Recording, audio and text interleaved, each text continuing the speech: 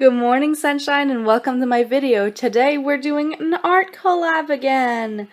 Today's collab is with Rebecca. Her username in YouTube is LunarSky. She has the most wonderful channel where she just blends her love for books and her love for art, and it's just what I really aspire my own channel to be, so it's an honor to be doing this challenge with her. She messaged me a couple weeks ago when I posted my first collab on YouTube, asking me to do a collab with me. So we talked some, and then we ended up figuring out that we're both Ravenclaws and we both like Harry Potter. So we thought we would make our art pieces about Hogwarts, or like loosely related to Ravenclaw. I messed around with ideas a bit until I ended up with the idea that this little girl is leaving her house for the first time to go to the train station to get to Hogwarts. So she's a bit insecure, she's not sure what to expect, she's not very happy about it. And there's ravens in the sky foreshadowing the fact that she is going to be placed in Ravenclaw when she gets there. Side note, I know technically the eagle is Ravenclaw's bird, but it didn't feel as cool with two eagles flying in the sky, so ravens it is. We decided both our pieces would connect with the moon, and they would both be at nighttime, so we'd have these cool blue colors. I did a couple of thumbnails to decide on my colors, and they ended up awful. They're the worst thumbnails I've ever done. They look like terrible in my sketchbook, and I just want to get rid of them. So as usual, I overplanned, didn't like any of my plans, and then just went into it and improvised, and it turned out okay. Today's video is a bit longer because the drawing's so detailed, and now I just feel like I'm babbling and saying so much, but I need to say so much more because they have 7 minutes to fill. So I'm going to talk about Harry Potter a little bit, and my relationship with it.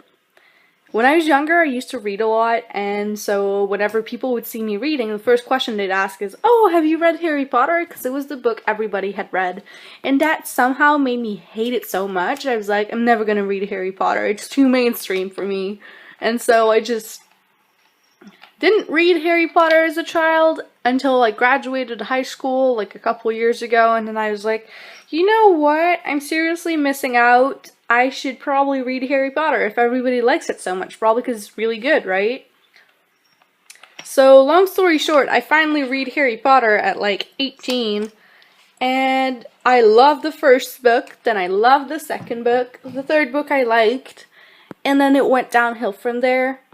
I feel when the series grew gradually darker, I just lost all interest with it. If I had grown up with it and I had read the really earlier book as I was a child and then read the darker books as I was becoming a teen, I think it would have helped. But since I was already kind of grown and then reading the series expecting it to be like a children's story at first and liking it a lot, and then like finding out it's actually kind of young adult-y, kind of like just turned me off a little bit. So I like the series as a whole, but when I think about Harry Potter and when I explain my love for Ravenclaw, I'm mainly talking about the first couple of books. These were really my favorites. These were the highlights, and they just went downhill for me after there. So yeah, fun fact, this is my unpopular opinion about Harry Potter. Interesting things that happened when I filmed this video. This video was the first time I've had a marker run dry on me. When I'm coloring in the sky, you can see that it's getting streaky as I'm putting down my lighter colors at the end. And so, yeah, that was my favorite marker. Its name is Blue Slate. It's kind of like a pale blue that is almost lavender, almost purple. It's really beautiful. It's my favorite marker, and it ran out when I was doing this picture, or started running out. Additionally, the gray colors I use, these are cheap markers that I bought a couple years ago, and they're the first alcohol-based markers I ever used. These ran out too. They were kind of getting streaky on me, and I was getting a lot of trouble trying to get the color down. So this drawing marks the beginning of me having to buy more markers, basically. I'm thinking of getting Copics for the colors that run out. I don't use Copics mainly because they're so expensive, but I'm figuring if I buy because they're refillable, so if I buy them for the colors that I use a lot, I'm going to end up saving money. So I'm going to be looking for an alternative for my blue slate in the Copic collection. So I'm going to be looking forward to that. Yay! You might notice some cool spots on the moon that I did. Those were done with my colorless blender that came with my gray markers. I've never actually used it, but I just got the urge to use it on the moon, and it ended up like having this really nice texture. In general, the way I used markers in this piece today was a lot of texturing.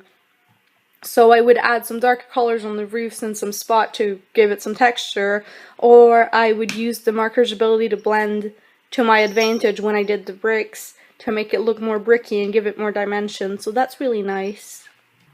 Other things about this piece is that when I put down the highlights at the end, I was trying to hold my camera in my hand so I could give like a really good close-up, and it ended up being really shaky, so I kind of gave up on that, so you guys might not see all the highlight parts. To make up for that, I do have the part where I peel off the tape, and I think it's so satisfying how the white of the smoke connects with the outside of the picture. It's just one of my favorite parts. Overall, I'm really proud of this drawing. It's more detailed, so it had to be a longer video, but that's okay. If there's one thing I would change about this picture, I would make the Harry Potter thing a bit more obvious. I don't think it's a connection you could make just by seeing the picture, and that kind of sucks, but I also really like it, so it doesn't really matter that much. It would have been cool to see a Hogwarts admission letter just poking out of her bag or something. Alright, so this video is coming to an end, so I'm going to tell you, please like and subscribe. I post art videos every Friday, and occasionally I post book videos on Wednesday. Thank you so much for watching. Bye!